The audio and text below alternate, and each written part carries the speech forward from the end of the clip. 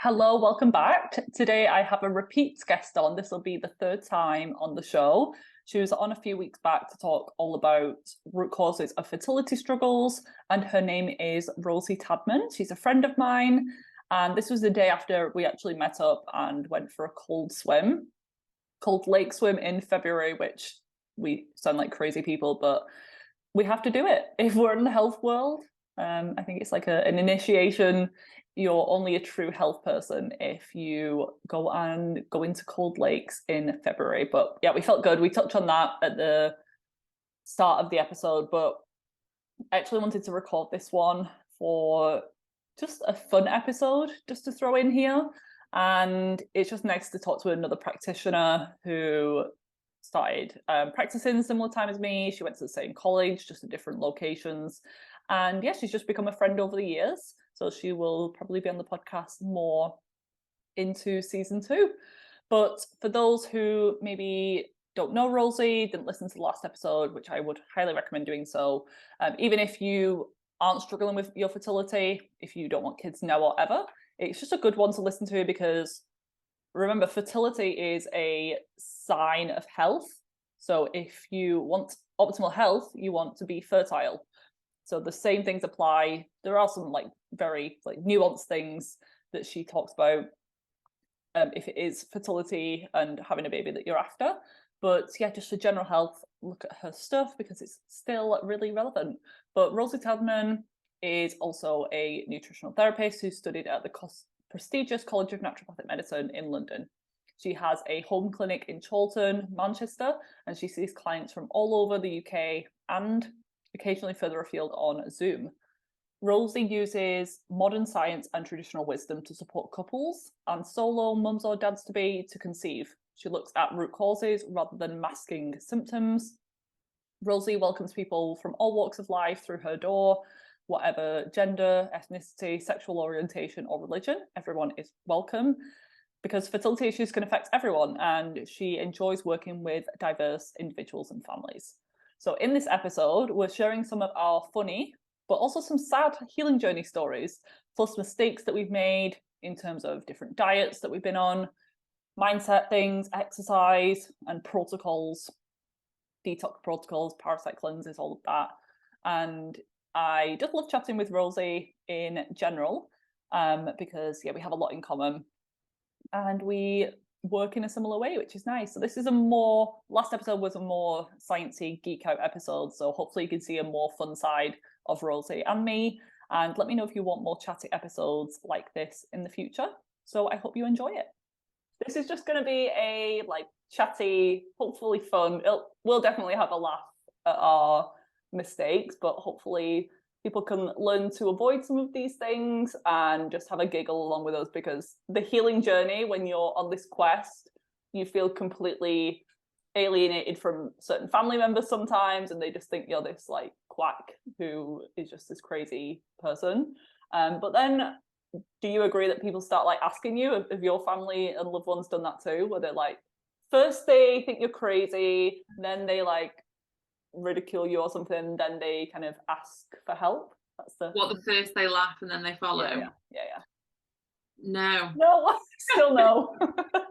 I would say no, but sometimes they don't ask us, they do their own research. This is definitely my family. I'll tell my mum or my boyfriend something for months and months, and they're yeah, not listening, and then they're oh, did you hear this on Lorraine or this on a podcast? I'm yeah, isn't that what I told you last year?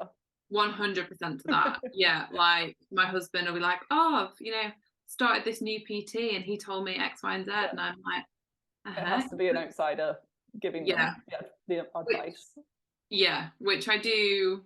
I think it's they see us as their daughter, their partner, it's it must be weird for them to imagine us being in a professional capacity, knowing stuff, or telling them what to do, or they don't want to feel checked in on or anything like that. And to be honest, I wouldn't work. I've even had some friends message me, like old school friends, can I work with you? And I'm not really, because it gets a bit weird, so I'd rather refer you out to someone else. Totally. Then I want to go out to a meal with someone and then be oh, I ordered this, I feel bad. and yeah, it just gets a little bit complex. Yeah, I think the line between, I think actually that is something that a mistake I have made, or something that I've learned from, is the longer I've gone on. Like at the start, I did take on some people that I knew as clients, acquaintances, friends, and I probably wouldn't do that now. Yeah, and I work with a few people locally to begin with, like the first few years when I was still working at Sainsbury's part-time and I was just setting everything up. I had a little clinic room that I would just use as and when needed. The guy was great. He'd just like pay me a £5 and then just go in like if it's free. Amazing. He was an acupuncturist, so he gave me some of his clients, but then I had people locally, and some of them travelled from like Bolton area or a little bit outside, more towards Manchester, and some of them like I still see now. So it was good that I did that, and I think people like the in-person. But then I had a session with someone who lived in Lee, where I live, and I didn't know her, but she lived like a few streets away, and I was like, oh, that's cool. But then I ended up moving into this place, and her son lives next door to me. So I'd see her in the corridor in my apartment building. I'd be like, oh, hi. But I'd not seen her in like years and years. Really helped with the digestive stuff. I'd spoke to the lad's girlfriend as well for an enrollment call, and something like basic that I told her on that free call had like completely got rid of her symptoms. So she didn't end up working with me. So they were like my biggest fans next door. But they've moved out. Yeah. This is a small world. I mean, that really is a small world. But it doesn't happen as much when I work online now with people outside of my little bubble. I had one where I was at a second birthday party at Soft Play, which is like carnage, and I like recognised this woman's face, and I didn't know where from. And I was just like, I recognise your face. Like, where do I know you from? She was like, you helped me leave my child. Yeah. I know, that's so bad, isn't it? When you like can't remember their names, but we see so many people. And like and you know, you see someone like completely out of context. Oh, yeah, context, yeah. Like, you know, it's like if I'd seen her on Zoom, and as soon as she said it, I was like, yes, I remember, because I'd never met her in person. It was only on Zoom, although she only lives like 10 miles down the road.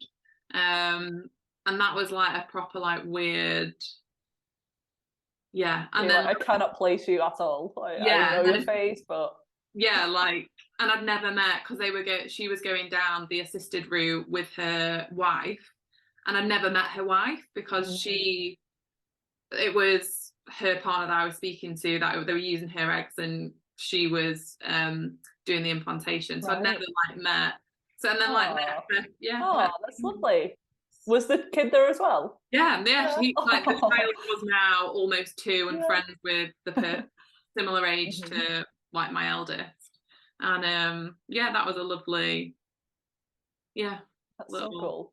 And I'm going to do a separate episode because I get asked all the time about where I studied, what additional courses that I've done. We studied at the same college, so I don't want to go too deep into this, but we studied at the College of Naturopathic Medicine. I was at the Manchester branch, whatever you want to call it. You were at the London one. You were in the year above me as well, weren't you? Oh no, were you in the same year? Because you knew Kathy Lewis, didn't you? Kathy was in the same.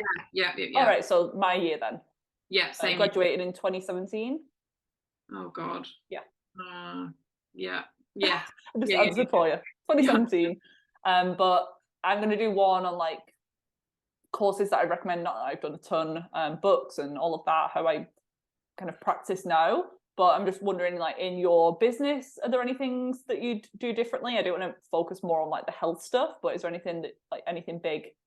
For me, it would be starting online sooner. I think it just makes a big difference. But you still see some people in person, don't you? What you mean as in like online courses or online client sessions? Yeah, I would say like, I don't think I would have done it sooner because I did it post-lockdown, because I think pre-lockdown you would have lost clients if you didn't have the option of in person. People were like, oh, I'll go to someone locally. Whereas post-lockdown, I've not lost anyone because I do it on Zoom. I mean, I'll see people if someone asks about coming in. I mean, I've got a garden pod, I'm more than happy for people to come in person if they ask. I just find Zoom so much easier and people are happy to do it. And it's not a negative, is it? People think that it's like ideal to be in person, but we really don't need to. I do miss the fact that we're trained to like look at someone's nails and tongue diagnosis and all of that. So that's, or just someone's body language and being in the same room as them. Whereas online, you can't really do that. But I think there's so much more benefit that you can get from like being in their own home. They're more relaxed. They've not just traveled for an hour in traffic to get to you and they're all flustered and running late. So it's just so much more convenient. Totally. And I think like we've even talked about like, oh, should we do this podcast in person? And although like we saw each other socially in person yesterday, we're like, oh, it's just easier to like record it and to do it on Zoom. I know. And I've got my microphone, but I bought this expensive microphone, plugged it in, and this room that I'm in, my office, is just so echoey. So I was like, I might as well just stick with my laptop headphones because the sound quality is so much better. It's just navigating that. I tried to record a podcast episode with Luke in person and the sound quality was just terrible and we both couldn't fit in like under the desk together. It was just like a nightmare. I was like, Luke, go in the kitchen and I'll Zoom you. Like, oh, that's way better. I'd say like biggest mistake or biggest learning is definitely like business wise. I would say don't like what works for someone else and their personality might not work for you. Like say, I know we've both done our human design. You're like a generator. I'm a projector. Like as humans, as individuals, we're so different. And I think for like the first few years, I was trying to almost like see what worked for other people and all that, that's useful. And almost trying to emulate that, whether that's on social media or like the way that they work in clinic, rather than like really understanding myself first and what works. I think was a huge it's really important. Is projector the really rare one? It's like the least common of... I think 20% I think of the population are a projector. And what are the main things with that? Because I only really know my generator profile, which is we're the worker bees. We can work all day long if needed, but we have to be lit up by it. We have to be excited. And if not, it just is such a drain on our energy. And to me, I have the sacral authority, which means I really have to listen to my gut and I get a physical response, whether it's a yes or a no, which makes it resonates with me. You're like, yeah, that's me. Yeah. So like you're the worker bee or like the lion in the jungle, loads of energy, can lead a pack. I'm like the little bird sat on a branch, like and I'm like, they like the phrase for projectors are like you hear for what you see, not what you do. So you've almost got like a zoomed out macro looking over, piecing everything together, which is like quite literally the visual I get when I see a client's health history.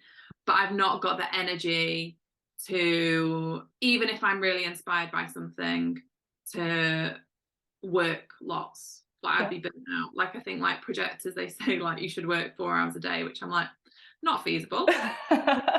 Like I know working long days, even if I'm lit up by it, like isn't draining. Yeah. And you'd be like the project manager. Yes. In terms of like a business analogy. Cool. Yeah. Very interesting. And yeah, let's touch on our little experience yesterday with the cold water therapy.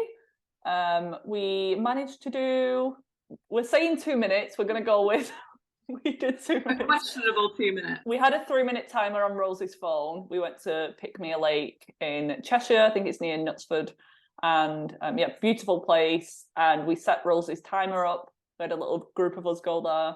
And by the time we walked into the lake, you were straight in. I was actually pretty shocked. I was like, are we going to like spend a bit of time acclimatizing to this first? But you were just like sunk your way down. I was like, right, we're going to have to follow shortly behind. Otherwise, like, I'm not going to do the time at all. But by the time we were getting out, I think there was like 30, 40 seconds left. So I'd say we did 2 minutes. 2 minutes. Yeah. But it was hard. I thought it was hard. Yeah, no, it was cold. And I think I mean, there was that guy there who had clearly. I know. He was like straight in before us and he didn't come out till like 10 minutes after, just as we were getting ready to leave. He was like swimming, wasn't he? He wasn't Yeah, even in his little Speedos. Yeah, little bit. Yeah. Yeah, I mean, I hadn't done cold water swimming until I'd done it in Pickmere like 9 months previously. And I think it is one of those experiences to like not compare. Like I've never done it that cold.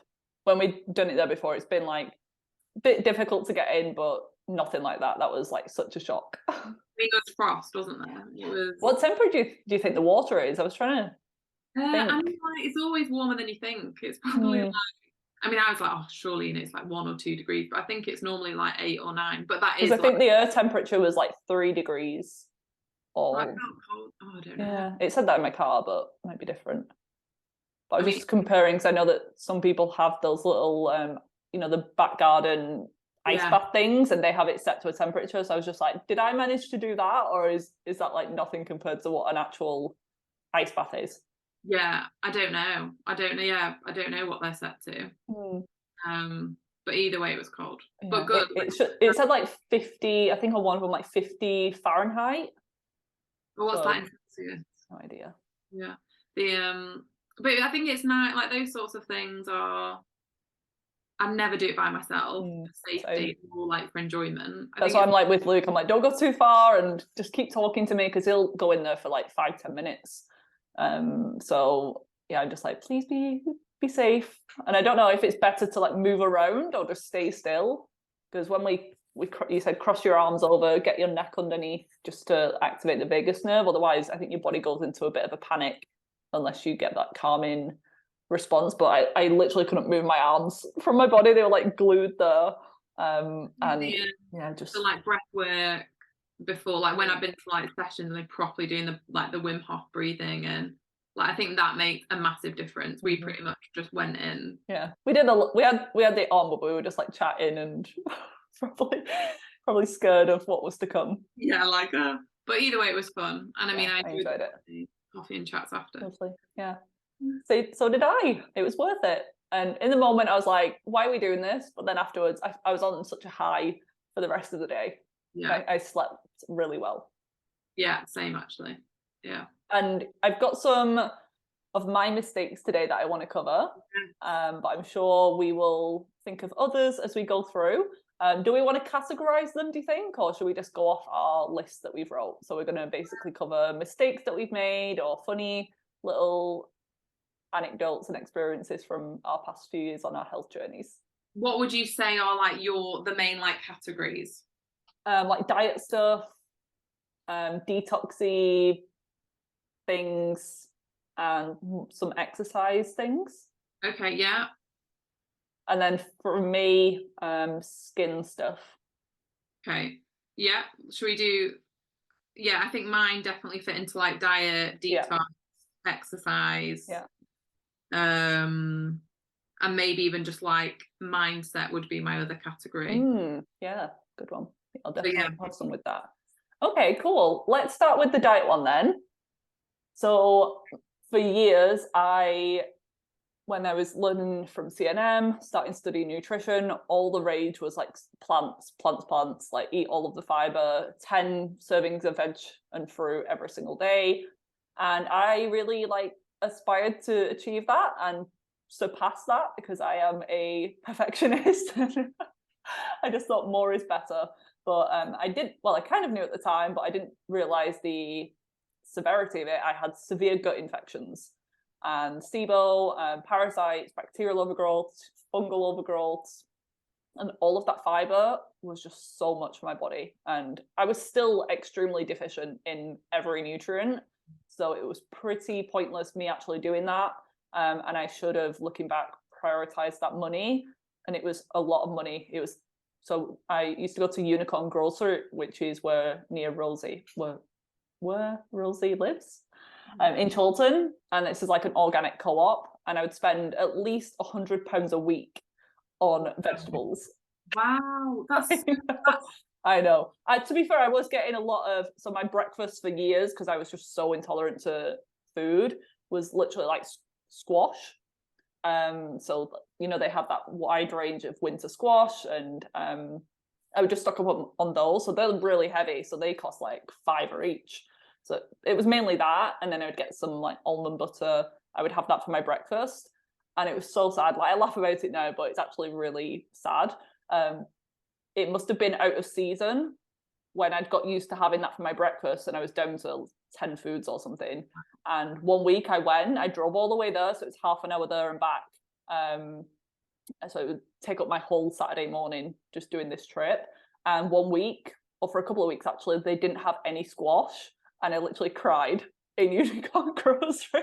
Like, but I need the squash. Yeah, I was going up to the assistant. I was like, excuse me, have you got any squash? Because sometimes they had things in the back. And he's like, no, sorry, like there's an issue with the supplier. And I just like had a breakdown.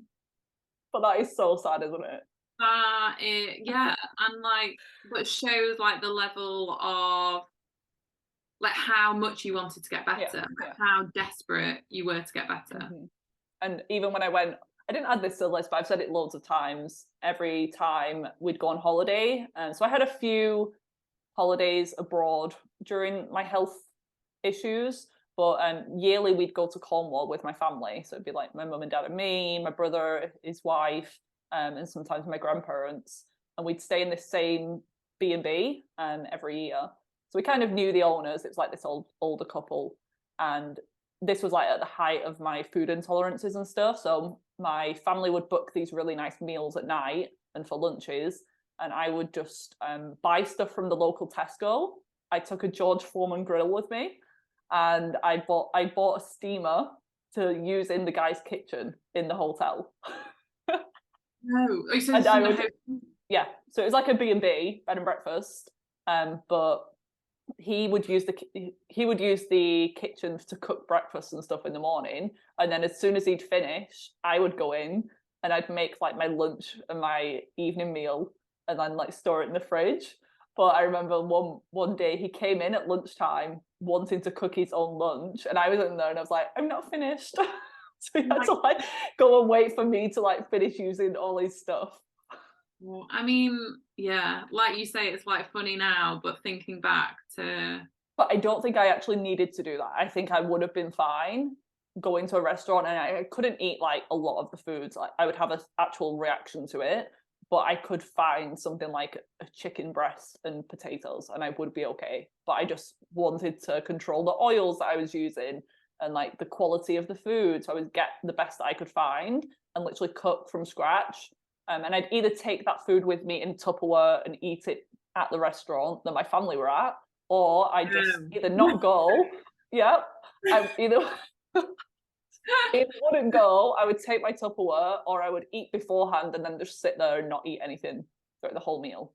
Yeah. And the night ended so many times with me in tears, just like, why is this happening? Like, how long is this going to go on for? Because I was such a foodie and the food down there is amazing. And I didn't want to stop my family going out to eat. I wanted them to enjoy themselves, but I just felt like such a burden and such a downer on the night, because they would feel guilty like sitting eating a nice meal and I'm just sat there like miserable next to them. So yeah, back to the main point was me spending so much on vegetables and being so strict with my food, which in some ways did like support my healing, and it kind of it just reduced a lot of inflammation because I was cutting out so many foods. But in the process, I lost a lot of weight, spent so much money, and I even bought so much produce that my mum and dad had to buy a separate fridge and put it in the utility room for all of my cabbages and lettuce and vegetables. And I would waste a lot of it as well, because I literally just couldn't eat as much as I was buying, but I just couldn't stop spending so much money on things. I just feel so good every week, like buying all of this nice organic fresh produce, and just the way that it's displayed in there, it just looks so nice. And then I'd waste a lot of it and just unnecessary amounts, and I probably was even absorbing most of it anyway. So it's money down the drain, unfortunately. Yeah, and just highlights the desperation to like get better. And this was years it went on for. I'm like, oh, I do feel sorry for this girl, but also we have a little giggle. Yeah, like, I'm like, oh, like, I'm just left with more of a feeling of sadness than like, Oh, right. I'm Laughing is the way to process my trauma. yeah. I mean, I was like, when you said about recording this, I was like, this is free therapy. Yeah, exactly. Let's and at that point, this is like pre-studying, or is this mid? Probably like mid studies and for a few years after. So even Like I after, started, yeah. So I started studying when I was 19. That's when like the health issues started kicking off. And then they kind of just deteriorated for the years at college, definitely. 2017, 2018, 2019 were probably the worst in terms of like inflammation and food intolerances and all of that. wow. And the time like gets really fuzzy. And I'm sure I've lost like so many memories because I just wasn't with it that whole time. Such brain fog, but I also think like my brain, like it just blocks a lot of that out. Yeah, it's like that was Yeah, horrible. yeah, Like, yeah. And I think most people that start on this journey of studying naturopathic nutrition or other complementary therapies have 9 times out of 10 had their own story that then spirals them to yeah. get, Or a family, like close family member or something. someone that they really love, that then means they're kind of opening Pandora's box, and then once you've opened it, you can't get out of it. And I mean, I had my own digestive issues, definitely not to the extent of yours. My story was kind of like, got parasites in Ghana, came back, had IBS in inverted commas, went to the doctors, conventional medicine was just IBS, see you later. I'm in the middle of all this, constantly always looking where the toilet is, pooed myself probably 2-3 times. I mean, that's like life flow, isn't it? When you're like, yeah. Been there. Yeah, and you know, like, oh, don't just IBS. So you're like, I just shit myself. Like, we have to read. Like, this isn't great. And it was only going down the functional route of finding out what was really going on, parasites, etc., that I got to the bottom of it. But in between all of that, for me, there was definitely, well, especially while studying for me, so much under eating, too many plants, like you said, trying lots of things. Like, I was keto for ages, tried veganism, tried water fasting while doing 12-hour days in a corporate environment, like fasted workouts. You're like asking for adrenal issues. I was totally living in that hyper stimulation of, my adrenals were like dying, but I was so wired. And I think one of the things about living in that hyper arousal is, at the time, it can kind of feel really good. Yeah, you're like probably got a bit more energy. That's what people, when they say I'm more productive in the morning not eating breakfast, I'm like, yeah, you're running on cortisol, adrenaline, and your body's like basically breaking down to use for fuel. That was me. Like, I'll feel great in the morning. I can work out at 6 a.m, do a whole spin class, not eating anything, go to work, do a really productive 3-4 hours on hardly anything, and be like pretty fully functioning. And also, I think there's something about, I don't know if people listening to this like live in London, there's something about the buzz of London, the adrenaline of London, that masks this being anything but totally normal. It's like, even if I go there for a weekend, I'm like, I enjoy it because there's so much to do, especially in like the health scene and Whole Foods and all of that. But after 2-3 days, I'm like, I need to go home. Yeah, like, I'm like that now. If I go, I'm like, oh, even just like stepping on the tube, I'm like, oh god, I need to be out of, like, it's too intense. But when but you can't help but start to emulate that intensity, and all of a sudden you're like reverberating from adrenaline constantly. I've had a good number of clients actually move from London. Like, we're working together and they're getting some results, but I can just tell from the body it's just so stressed all the time. So they've then just had this epiphany and it's clicked, and they've moved. One of them moved to like Northern Ireland, to the seaside from London. It's like completely different lifestyle, and her health has just like improved so much from doing that. But you obviously can't tell them. You just have to keep like indicating there might be an issue, and they have to then just sometimes reach rock bottom, and this level of stress to then like triggers them to do something drastic. Isn't it so interesting, the clients that you see, that they're coming to you in their mind and your mind to a certain extent for functional medicine, for nutritional therapy, and how like it's kind of like being a life coach and guiding them through like relationship stress and work stuff all the time. Yeah, like yeah. And you never know, like when you start with that client, like where it might go. And even if you were to guess, it's That's the fun part. I like that part though. Yeah, definitely. I'm not as good, like I don't have major life experience. I'm only 28, so I don't feel qualified to do that, and it's not my job, but sometimes they just need to, like, you're the therapist in some way, so they just want to kind of get things off their mind, and then as they talk they just come to a realization themselves. They just need you to listen. Just vocalizing it is sometimes enough, isn't it? Yeah, definitely. And on the we'll come on to exercise. I was just going to say, like, there's a lot of exercise stuff, and just seeing what else is on my list. I remember a few times buying Jerusalem artichokes from Unicorn, that same organic place. So I'd never really had them before, and I'd been learning all about the gut microbiome and how high they are in prebiotic fiber. So I just thought, like, I'll start eating these every day. I actually really like the taste of them. They're kind of like potato-y if you boil them, but they are the highest like fiber and FODMAP food out there, the highest prebiotic food, or one of.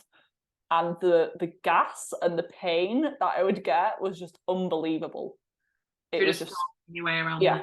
Absolutely. Like, I was like, what is happening? But I thought it was a good thing. I was like crippled over with stomach ache. I was like, it must be working. This is good. And then it just never stopped. Bad bacteria. Like, yeah, and I did that with the histamine stuff.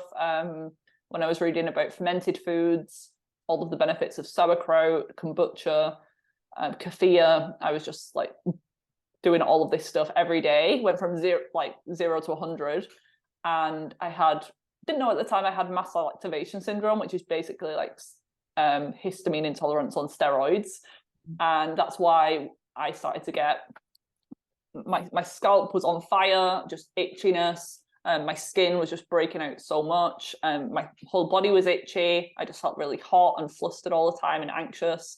All signs of histamine overload, but I thought I was just detoxing. I was like, we'll push through, just keep going. This is a good sign that we're on the right track and that I'm killing off all of these bugs.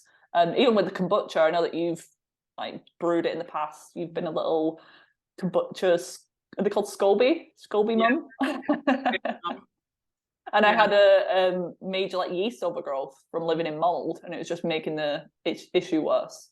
So I wish I would have listened to my body and not just thought, and this applies to so many other things as well, with detoxes and protocols, just pushing and not actually listening when my body's telling me to stop, and thinking because it works for other people healed their gut with sauerkraut every day and drinking sauerkraut juice, it's not going to work for me because I had a completely different circumstance.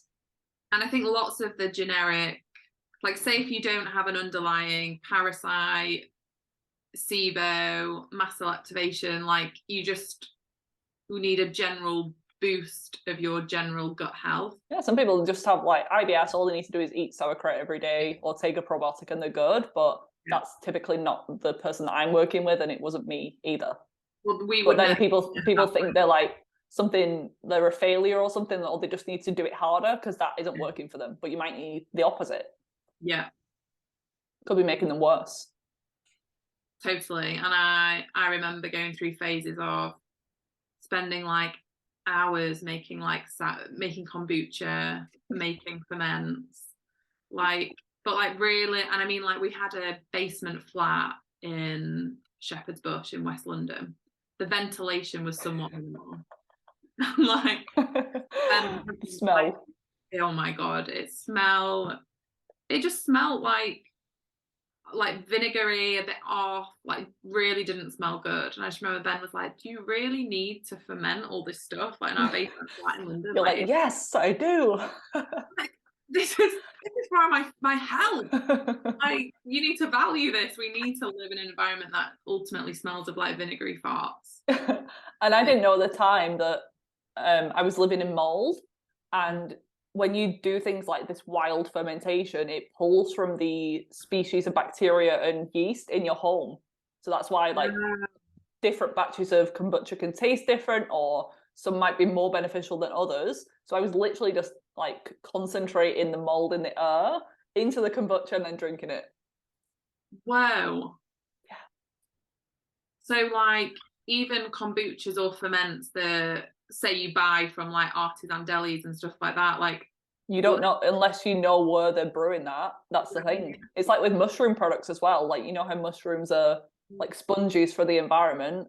You can have two reishi products, and if one of them's grown in like a really unhealthy place, that's gonna take on more of that than somewhere that's organic and really nice, diverse rainforest. flipping heck. There's so many nuances to like everything. It is scary. What else did I have? I have so many. Oh, when you were talking about the fasting, I never really got into. I've done like low carb diets, and I've been low carb for too long because I was insulin resistant. I did have PCOS, and I did have blood sugar reactions after eating too many carbs.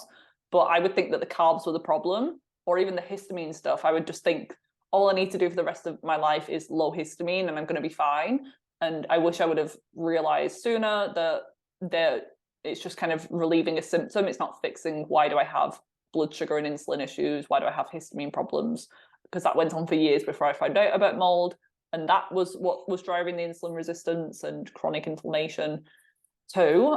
So I never really got into doing like vegan diets or Atkins or anything like that, because I was already just on a restricted diet quite early on. So when I was 19, I changed my diet. I went gluten-free, and then quite quickly after it deteriorated when I was trying to heal my gut, and I just lost a lot of tolerance to food. So I never, like, not that I wanted to, but got the chance to like experiment with water fast and all of that. I think I was just too weak at the time, but something that I did try to do early on was, I knew that I had SIBO. I thought that was the answer to everything when I found out about SIBO, and I did have it, and it was causing a lot of issues, but that was also a symptom of a deeper problem for me, like parasites, sluggish thyroid, mineral imbalances. My motility just wasn't moving, and I had really low stomach acid. So because I wasn't addressing that, the SIBO would just come back time after time. But I was following all of the traditional SIBO advice that I'd spent my whole time off college and work researching. That's all I would do all day, every day. Every weekend I would research. I'd go on YouTube, blogs, scour back to people's first Instagram post and read everything that I could. But a big thing back then, it was to fast between meals. So I know I couldn't do like full day fast, so I didn't bother, but they'd say like eat 3 meals a day and wait at least 5 to 6 hours between meals. So I would try and do that. And I remember, like, let's say I was breaking my fast between lunch and dinner at like 6 o'clock. I would be like shaky, I'd be weak, but I'd be like, no, I have to keep going.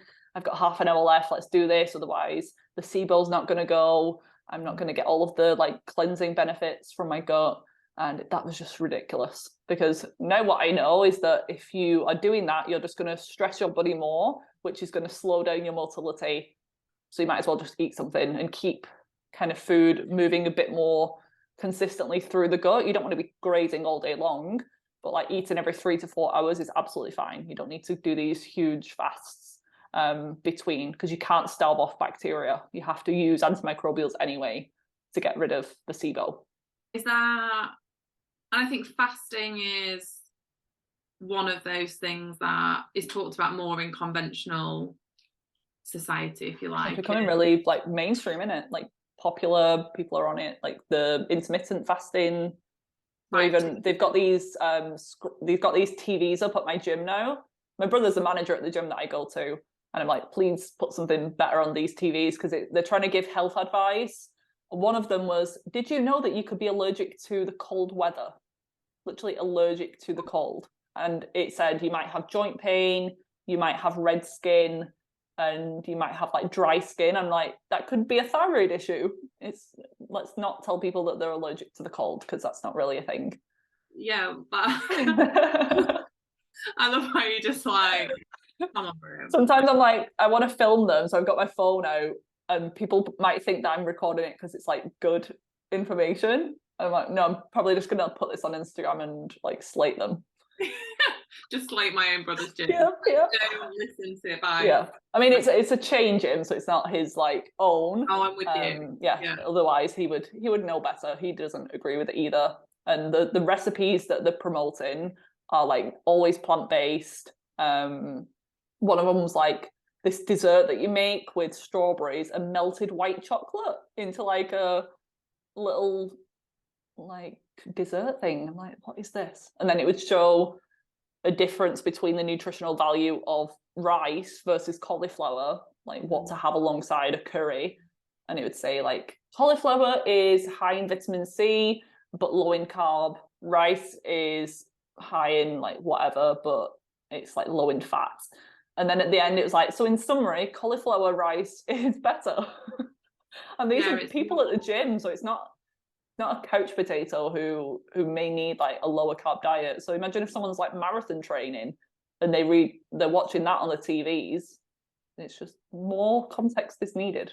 Yeah, and I think even like the way the government is going and putting calories on everything, like all just becoming there's no context with anything. Like, even like you look at the traffic light things on food, like you'd see nuts and think you were going to die of like attack an hour after eating them.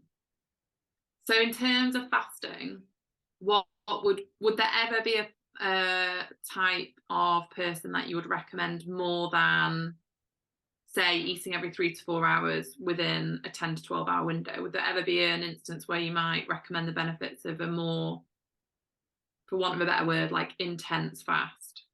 Not on a regular basis. So some people, if they've got the hormones balanced, they're in a better place, 3 meals a day might be like really good for them, just in terms of work schedule, hunger, just letting them have some of, because there are benefits to fasting even between meals, but I don't usually work with those people, or it's that we've worked with them for a while before we've got to that place.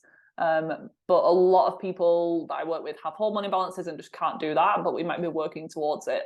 But then long term, some people for religious reasons want to fast or have to fast.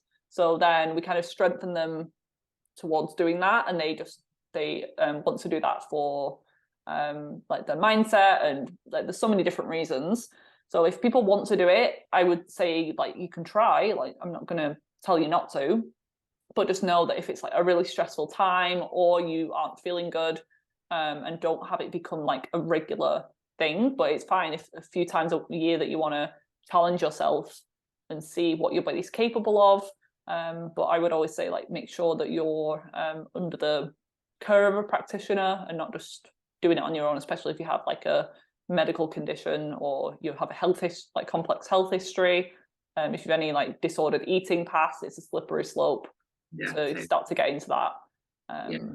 But the ideal person to do it would be probably like a man who is reasonably healthy, and they get a lot more of the benefits from that because they can handle it better. Their body's equipped to do that. It's more resilient to stress, and it helps with growth hormone, testosterone. So yeah, a man would be better, and that's where the research has come from. It's not been tested on women of reproductive years, and especially if you are trying to conceive or just want healthy, balanced hormones, fasting is just a big trigger because the female brain is just so sensitive to signs of famine, as you know. So I just don't think it's worth it. There's so many other things that you can do for your health to improve longevity than to fast. And I love food, so I want to try and avoid fasting when I can. Yeah, and I think that like when it's like, oh, there's so much research about fasting, it's like, yes, most of it is on men. Yeah. And it's because it would be considered unethical to do stuff like that on definitely a pregnant woman, but a woman who could potentially fall pregnant. So what's that telling you? It's saying that it's not really safe to be like messing about with that sort of stuff. And even if you don't want kids, if you're in reproductive years, you want to be fertile still, because it's a sign of health and it's a creator of health at the same time. You still want to be ovulating, producing progesterone. So yeah, that's why we want healthy menstrual cycles. And I would say during, like, say the time when I was maybe low calorie, not even through trying, or low carb or doing fasting, like I still had pretty regular cycles, but I know because I tested my estrogen at some point, my estrogen was low. I had very, very minimal cervical mucus. My hair was a lot thinner, like kind of like on paper, and like my BMI was probably like within a healthy range, but not healthy, like not healthy. So that's another thing. BMI doesn't really mean anything, because you could be like breaking down health-wise, like have so many symptoms but be normal, or you could be like slightly above and be put in the overweight category but actually be really balanced and healthy and ovulating really strongly. Some people need a little bit more body fat, or they might be more muscly, that person. Yeah, and I think it's those nuances that are often like lost in like general messaging, is you might need to have some more body fat on you to be healthier. It's not the thinner, the leaner you are, the healthier you are. Definitely not. The leanest that I ever was, and that was initially triggered by me wanting to lose weight. So I was watching what I ate. I don't think I was calorie counting that much, or there was a time that I was like aiming for 1,500 calories. And I'm tall like you are, and I was like I was like 18, 19 at that point, so it just wasn't enough. And I found a little food diary once that I made. It was awful. For breakfast, I had like Weetabix with skim milk and sugar. For lunch, I had a Nutella sandwich. No. Yes. And like a Lucozade. And then for tea, I would have a plain chicken salad, just like chicken breast and lettuce and no fats or carbs or anything. Then I'd go to the gym for 2 hours in the evening after a day of college. And then some nights I would then binge on like healthy food. So I'd have like 2 bowls of porridge, like 4 tablespoons of nut butter, all like healthy stuff, but just like probably thousands of calories at like 9 o'clock at night, because I was just ravenous. I couldn't get full. Yeah. I think, yeah. So many people though that listen to this like, yeah, done that. And I'm sure they can't be like, that isn't normal. Like I think they intuitively know that it's not normal to like have those intense carb sugar cravings. They might think it's common. They might think, oh, like my friends experience it, but I think we know intuitively that isn't a normal situation. I think the like more everyday examples that I hear and that I definitely have had in the past are like some deprivation is healthy food wise.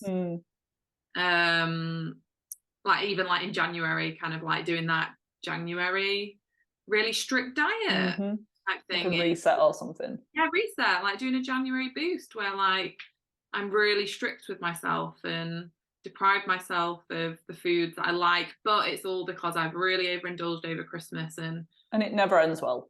I think until you get to the point where you untangle your identity and self-worth from the food you eat, until you do that deep work, it's hard to progress forward, because you're building your identity around being someone that is slim, or someone that has got the ability to control their food, someone who can shred weight when they want to, and all of those other things. But I think until you do that work, it's hard to make lasting dietary changes, because there's so many other aspects to health than diet. That is something that I wish I really realized sooner, that all of that stress that I put myself under to travel all that way every weekend, sit in traffic to get the food, to then try and prepare it all and get all of my vegetables in, that stress was like outweighing any goodness that I was potentially getting. And there are some people who say though, was it like a waste of time eating all of that? or like eating good quality food. I don't think it is fully. I definitely would have reduced the amount I spent and the quantities of things that I ate, but I think it still helped me somewhat, because imagine if I was just eating like McDonald's and junk food, I still wouldn't have been, I wasn't healthy either way, but it would have been so much harder to like recover from inflammation from that. And I just feel like I would have felt 100 times worse if I didn't eat some of those nutrients and plant foods. But I just did it in a bit of a wrong way. Yeah. In hindsight. Yeah, totally. And I always think if something needs to be 100% perfect in inverted commas, if you need to be 100% perfect or it doesn't work, it's not the right thing for you. Mm-hmm. Like, you should be able to have that 20% give in the way that you eat. Yes, you might need to do some ground, like say you might need to do the groundwork of like maybe a more strict and inverted commas like gut protocol or detox protocol to then have that flexibility. But like, I know I saw one of my friends just bumped into her on a walk and she was like, oh, I'm getting really bad PM. And I know she eats really nutrient dense food. Her gut's in like very good nick. And she was like, what else? Is there another food I can have to like help my really bad PMS that I'm getting? And I was like, I don't think it's dietary. It's not gonna, like, even she's having like a bag of crisps every few days, like removing that probably isn't going to make a huge difference, or adding in some blueberries every day isn't going to make a huge difference at that stage. So there's no point fixating on something that's not even going to move the needle that much. Exactly. All you'll do is you'll be so focused on being a perfectionist that will then cause you more stress and damage your body more. And drive yourself insane in the process. Or maybe turn down like invitations out and events and all of that, and then the harmful effects of isolation and loneliness is like the equivalent of smoking. So if you really want to like improve your health, it's the community aspect, which is something that I'm like really wanting to work on more, because I felt so like isolated and kind of shut off from life having this health issue, and that probably kept me stuck in that for those years, because I didn't have like any kind of support externally apart from my family. Like, my family were amazing throughout all of that, but I just wish that I had like communities like I try to do with my clients now, or events, in-person things. Like, I loved going to seminars when we were studying, and some of them were just repeating the same information, and because I was researching on my own, I often knew so much more than the basics they were talking about. But I just love being surrounded by people who thought similarly and were health conscious. That just really like gave me a boost, even though I probably had to take my own food and took my bag of supplements with me. I bet like everyone else at that seminar probably had their own. Exactly, that is true.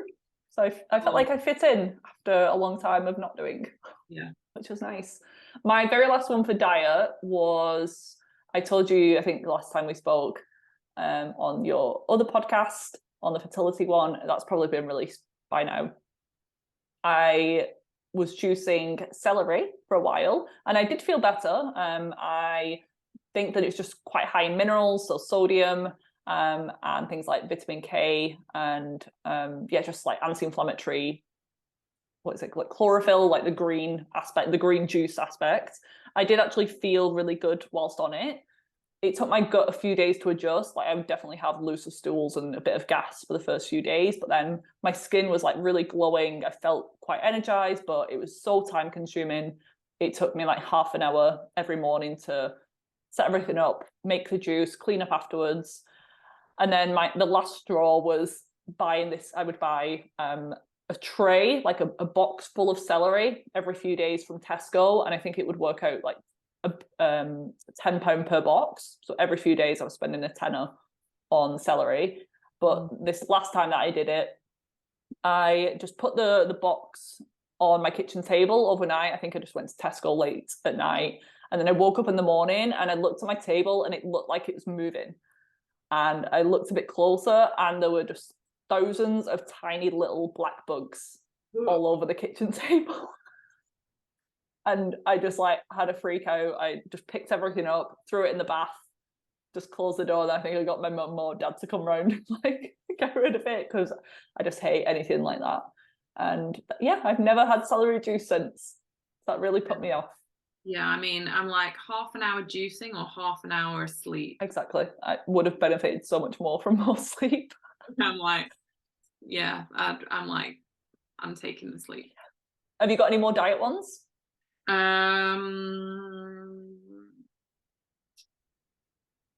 I think they're my main diet ones. Mm-hmm. And then exercise for me, just so much over exercise to begin with that really triggered a lot of my symptoms.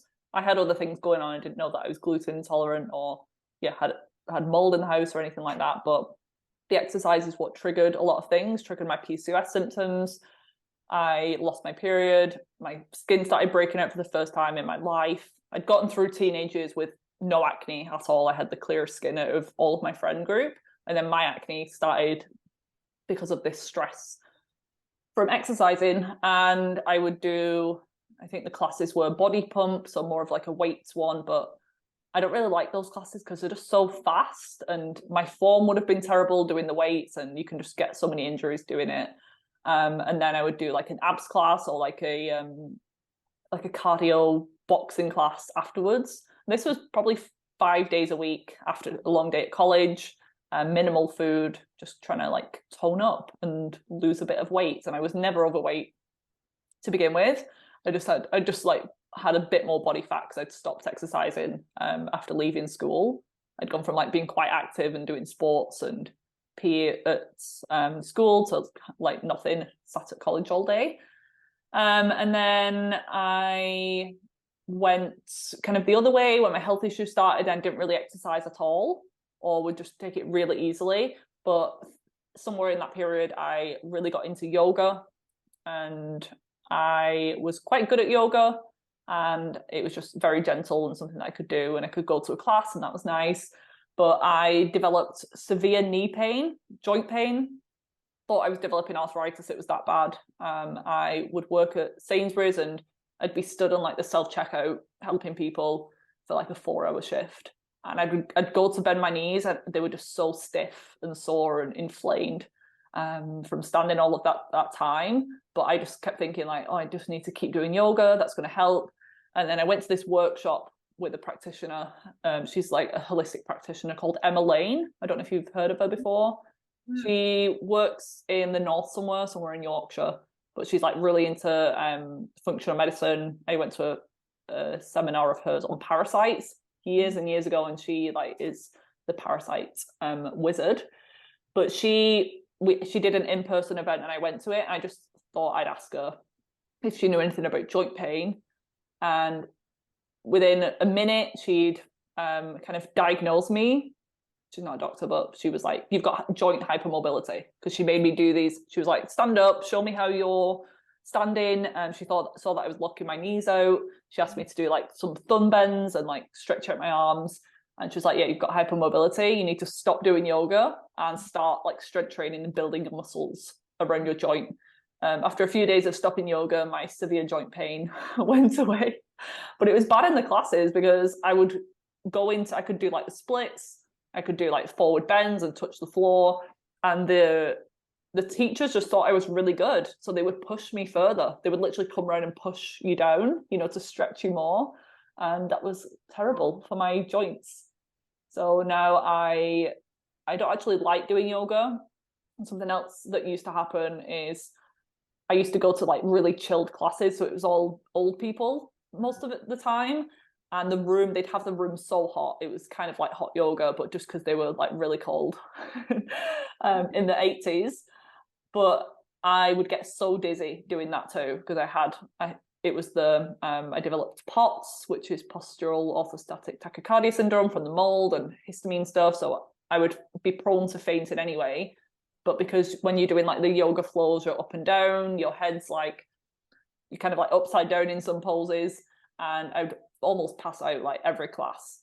So I just thought like, oh, it's fine, but that's a stress to your body for like multiple times in a week, to be almost getting to the point where you're passing out.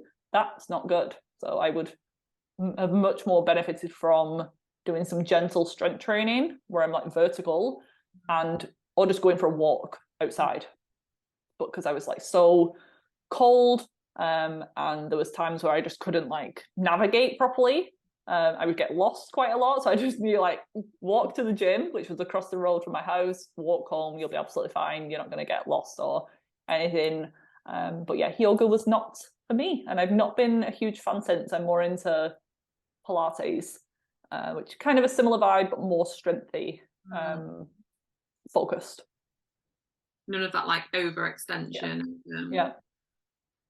They're like way more core and like strengthening the muscles. It depends on the teacher, obviously, but and it's just I just had a flashback as well. Like when I would go to those classes when I was quite sick, I think it helped me kind of release emotions as well, because so many times in Shavasana at the end, I would just start crying. You know, when they leave you for like 5-10 minutes, I'd just like burst out crying. Probably in pain as well. Yeah, probably. Emotional, like my knees. physical pain. Like, thank God I get to lie down. But yeah, I would just like start crying. So I think it helped with that, just brain body connection, mindset, but not so much for my joints. And I think that's like with anything, when you hear like, oh, yoga's great, I'll try yoga. It's meant to be relaxing and blah, blah, blah, blah. But it was probably causing more stress on my body. Yeah. And not what your body's, really going to positively respond to. Yeah. I mean, I think mine is maybe similar, but just not to the extreme, potentially, like overtraining, doing too much, like sedentary or weekend warrior. Yeah, weekend and evening and morning warrior, but then at the rest of the time I'm literally completely still. Whereas I think now it's more the trying to move throughout the day. Yes, maybe doing a more of a workout that's 20-30 minutes, but just trying to walk, trying to move. And I suppose just lifestyle wise, now I've got kids, like they are a massive workout. Just you are active. Yeah, just picking them up, putting them down, carrying them, walking around like that is workout. So I think definitely the like working out too hard, like just feeling sick, tired, lethargic, like needing to rest for a full day, like not enhancing my life, like being something that really depleted. I wasn't fueling. Like mostly it would be like fasted morning workouts was what it was like for years. I could never do that now. I did the same because I just thought I wasn't enough bloated before eating, so I thought I would do better, but actually like I would just get dizzy all the time and just be like stressed for the rest of the day then, because I'd start the day in such an awful way. Ditto. Feel crap. And this is just a general one, but it kind of ties into the gym. I remember that I had dandruff and I was reading and hair loss multiple times, so I remember like googling hacks to do, and I think they said to put, and it is a thing, it does work, but for some reason it was like apple cider vinegar diluted like 50-50 with water as like a final rinse. So I did that, and they were like, the smell will fade once your hair dries, which it did. But then I would go to the gym and start sweating, and then the fumes would start to come off my scalp and I would smell like a chippy. So like, have you seen that smell that comes in? That smells of vinegar. It was so bad. I don't know if I'm just because it's like next to my face, but I'm pretty sure that people could smell it. I think I was doing, this was like a few years later, doing some sort of, it might have been yoga or a class in that really hot room, and I was just started sweating and I could smell it, and then I would get like embarrassed and sweaty, and then it would just make it worse. And I was just like praying for the class to be over.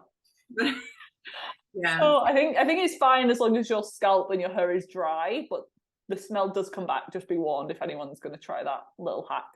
Don't go to the office. No. And get sweaty. Maybe not in a heat wave in summer. Oh, good.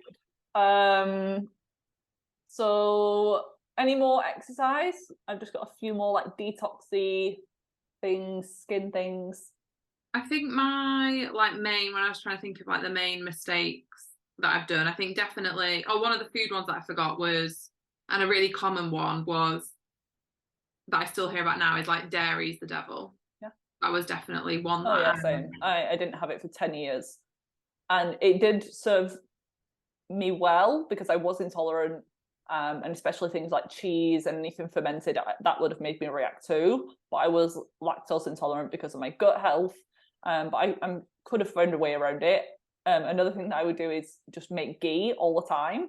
So I would spend so much money buying like 4 packs of really good quality butter, and then I would in my kitchen simmer it really low on a low heat. And so many times I've ruined the whole batch, because if you heat it too much, the butter burns and then you just lose everything.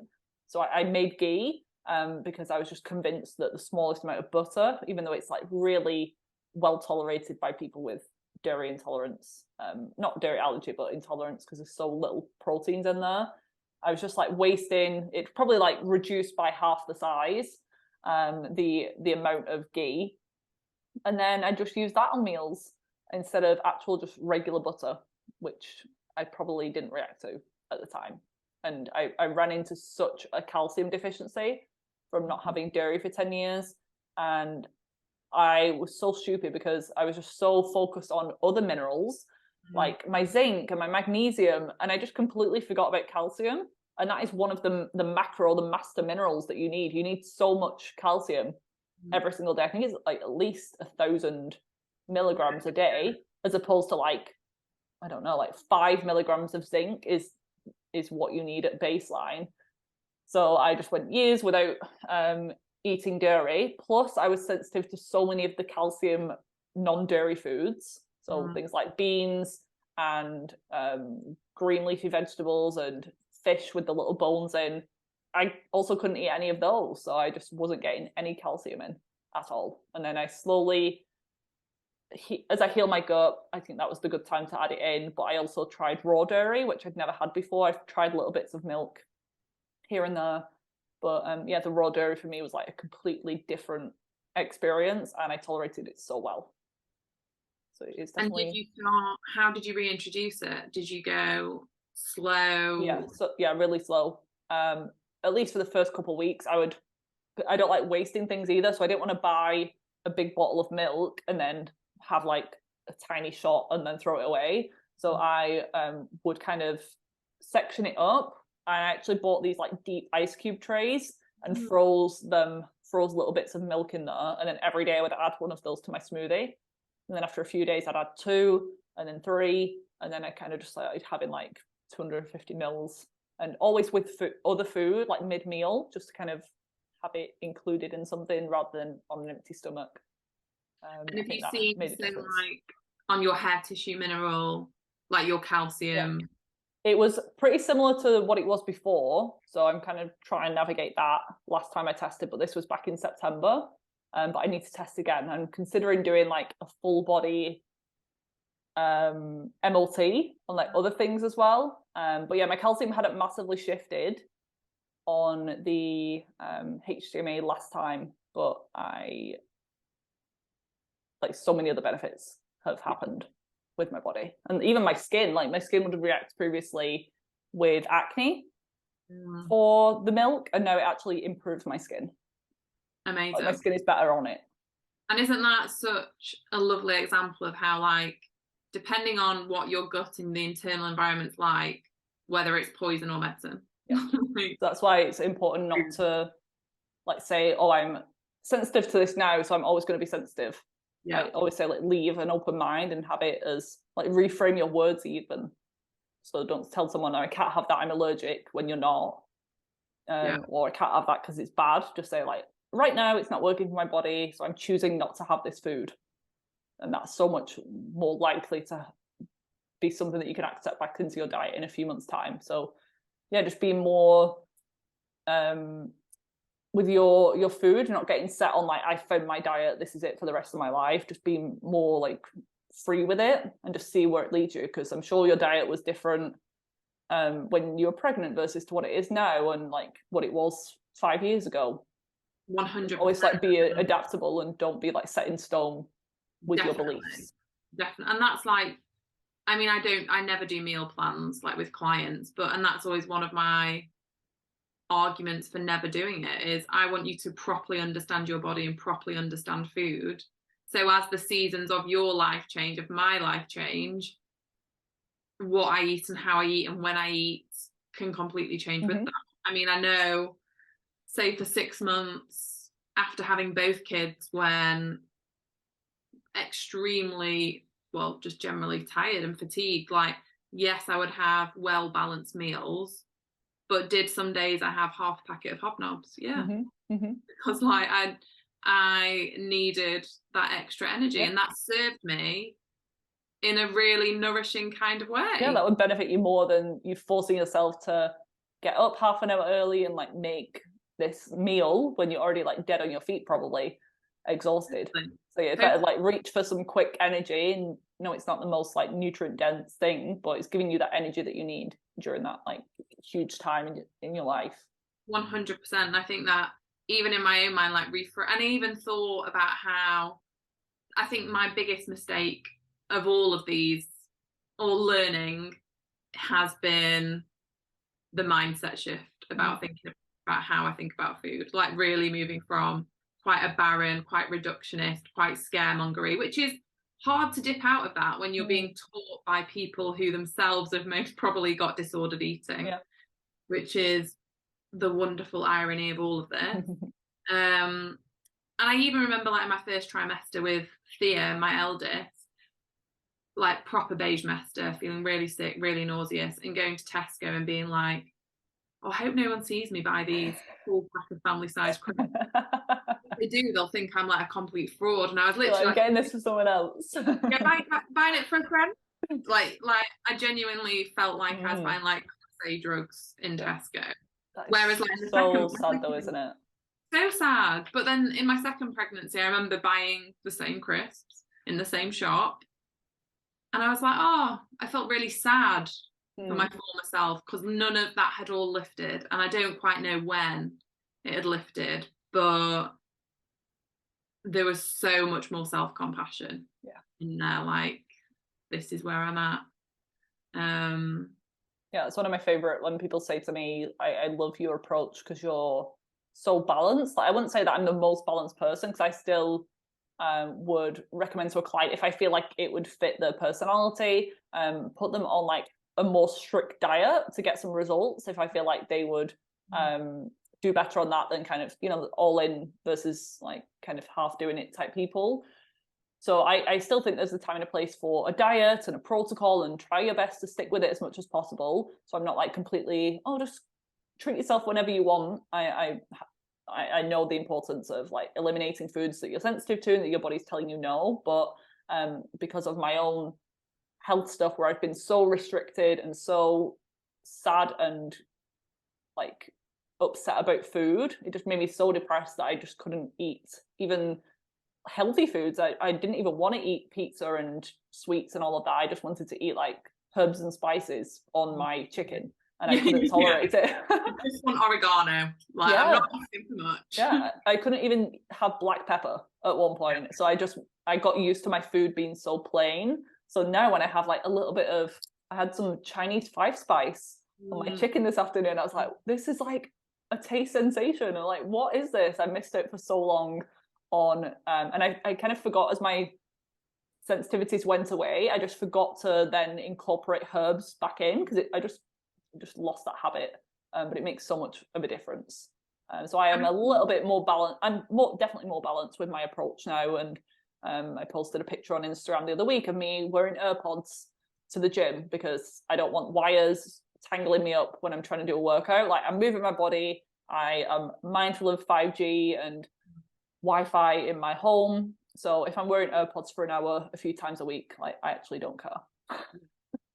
Total, yeah. And it enhances your experience, it enhances your life. Yeah, I don't want to work out in silence or listening to they also have terrible music at the gym.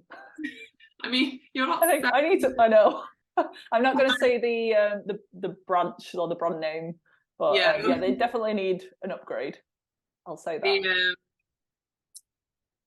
And I do think that is always the difference between a protocol and just a way of eating for life. Like protocols are sometimes stricter, but that differentiation between this would not be healthy to live your life like this, but this is a particular season. And I think that's why it's important sometimes to work with someone, because the coming out of the protocol into real life, for want of a better phrase, is just as important as help going into that protocol. Mm-hmm. And yeah, just to clarify, like I don't have people on, like I'm not a fan of low FODMAP diets or anything like that. So my protocols are going to be nowhere near as strict as other like food lists and stuff out there. You know, these like SIBO diets, SCD diets, GAPS, like nowhere near anything like that. So that's why some people like come to me, because they see that I don't really promote that stuff, but I can still get good results from someone like on a gut protocol, not having to cut out a million different foods. And they might have to like reduce their intake of a few big triggers, but I want them to be on as diverse diet as possible. I kind of know what it's like to lose your love for food. It's not a good feeling. No, in your life. Mm-hmm. Like, yeah, exactly. And I don't want to finish without, we mentioned coffee enemas before we started, and I love what you said. Do you want to share what you said before we hit record? So coffee enemas are something we both love. And I think both started doing years ago when we first started studying as a way to help detox the liver. And it's funny talking about them because it, from all of the things that we've both done, I think if someone... We're trying to come up with like funny, weird stories that we've done. And you were like... Yeah, I was like, well, during the beginning stages when you're really loving something, whatever that may be, and this was coffee enemas was my love at the time, and it's still my love. I still love them, but I really loved them when I first started doing them. I really wanted Ben, my boyfriend, now husband, to get the benefits. And I think it was, and he was like, oh, I really don't want to put coffee in my bum. Like, this is not for me. And I think it was the moment that he was on our bathroom floor, pipe and coffee, going, Rosie, I really don't want to be doing this. Like, this is your liver, I promise you. So he's like, I don't want to be doing this. And I was like, holding him captive. Yeah, I'm like, this is maybe abuse. Yeah. Like, and I think at that point I reevaluated and just thought, so unless funny. someone really asks. And I mean, that is very much a projector, without getting too woo-woo, like projector trait is you've got to learn to wait for the invitation. Don't go out and give advice. Whereas you giving someone like, Luke, get in the bathroom. Well, he would probably receive that very differently. He'd be like, yeah, sure. From today. But you're like, I'm surprised I don't have any, like, I'm surprised this didn't make it to my list of like crazy things that I've done. Yeah, like I would like a normal thing. 4 years ago, like it'd been like, oh, do you remember when we used to do coffee enemas? I think they're really good for us. Roll forward 4 years. Oh, we're still doing coffee enemas. Still a big fan. And I do have a couple funny stories relating to coffee enemas that I must share. So in my parents' house that I started doing them in, the bathroom it was a bit too small to like lay in the bathroom and close the door. So I would lay on the landing on like a towel and then kind of have the coffee enema bag going into the shower. So stretching a little bit. I was kind of like half lied on the landing into the bathroom. Yeah.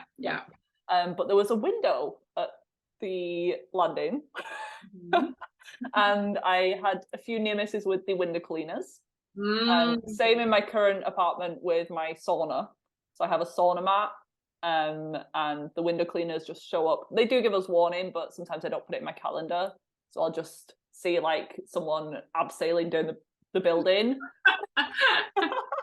And I'll just have to like throw on a dressing gown on top because I'll be stark naked on the sauna. But yeah, the coffee enema one, I just managed to like roll away or something into the bedroom before the window cleaner came. And then there was another time where I was in that 20-minute holding window. So I'd like taken the tube out and everything. I was just lied there letting it do its work. And the door rang and I was the only one in. And then I realized that an important parcel was coming that I needed to get today. Otherwise, like, I think it was for someone's birthday. So I thought I'd would try and run to the door, and I did make it, but it was this postman that I'd not seen in ages, and he's like really chatty and friendly. So I kind of just like put my dressing gown on, and he was like talking to me, and I was like, okay, Wayne, I've got to go now. Little did he know that I had like a coffee enema in hold at the moment. Fully in the colon. Well, I remember Sandra Williams. I was like, this could go so wrong so quickly, because you know how it can just, like, the waves that you go through, like where you can just get an intense like wave that you just have to kind of ride out. But I was like, this is not a day that we can be chatting, so I gotta go. That was Wayne almost had quite the shock. Like, yes. Like, oh God, I would never be able to look him in the eye. I actually saw him today, and it made me have a flashback. Moment. I was like, I must add this to the list. Yeah. I remember Sandra Williams, who was one of our teachers in London. She was like 70 something, and she was the person who first mentioned enemas to us all. And I remember she was like, just to let you all know, holding my enema up right now. I hold it all day. And she had like got. Is she being serious though? Yeah. Yeah, she's holding it in for the whole day. No. Yeah, I know. I'm like, and she was wearing like cream trousers. Oh God. I've heard of her. She has like students round for like supper clubs and stuff in London. Yeah, she lives in like Chelsea in West London. You know, and they say like the only difference between weird and eccentric is having a lot of money. And like, she's eccentric purely for the fact she's got money and is wealthy, and otherwise, I mean, I learned loads from her, but she's like cancer specialist, isn't she? Yes. Yeah, which is why, I suppose she talks about things like coffee enemas, because they're huge within those circles. But I don't think you need it in all day. No. I mean, I was like, wow, that's like really disgusting. Like, I'm sat like in the desk in front of you. Oh no. But no. Sometimes. But that probably is going to be me when I'm 70. Like, no. Really, that's our secret. Want to be more my role model. Yeah. Oh, well, that was funny. I do have more, but like it's just going to go on, and I know we've got to go. So we might have to do a part 2, and I'm sure as the years go by there'll be other things that we try, and it's all just a learning curve at the end of the day. And I don't regret anything, because it helped me now with clients, and showing funny things like this will hopefully make at least one person like giggle and relate just somewhat, and prevent some of the mistakes that we've made, or not feel so bad about their own health journey. So thank you for being open and honest and sharing some of your stories, and I'm sure you'll be back on the podcast again. Thank you. Thanks, Rosie. I really hope you enjoyed this episode. If you did, I would love for you to leave me a rating and review on your podcast app, as this helps to support the show and it allows it to reach more people with this valuable information. Come and say hi over on Instagram. I'm at Viva Natural Health. And if you haven't already, check out my website, vivanaturalhealth.co.uk, for tons more free resources and to discover how I could support you further. I currently offer one-on-one consultation packages if you want my top level support, then more affordable group programs and self-paced online courses. So there really is something for everyone. Enjoy the rest of your day, and I'll see you back here next week for another episode.